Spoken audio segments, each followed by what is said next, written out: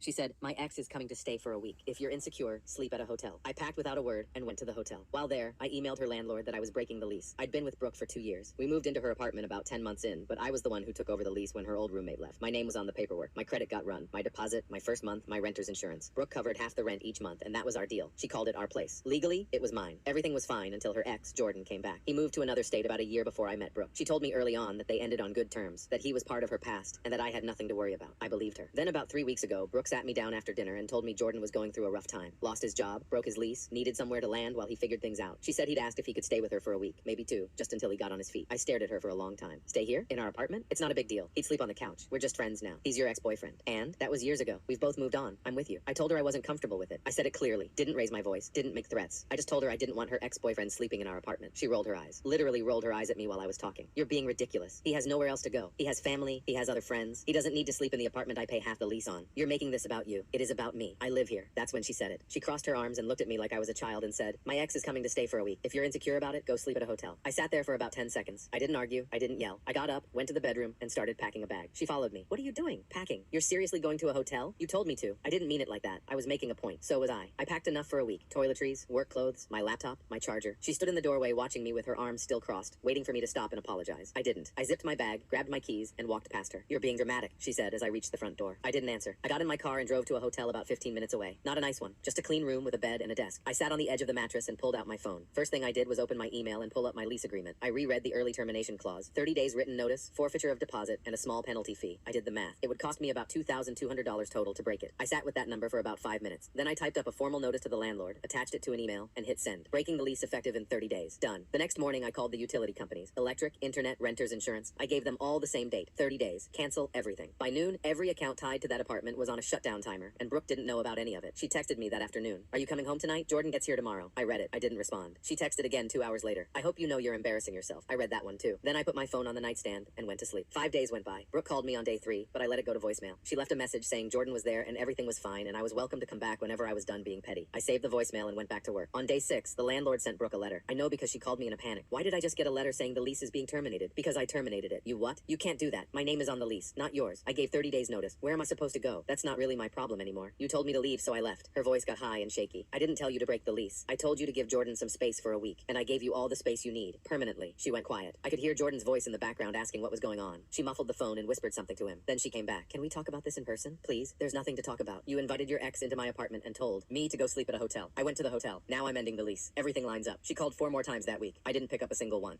She said, my ex is coming to stay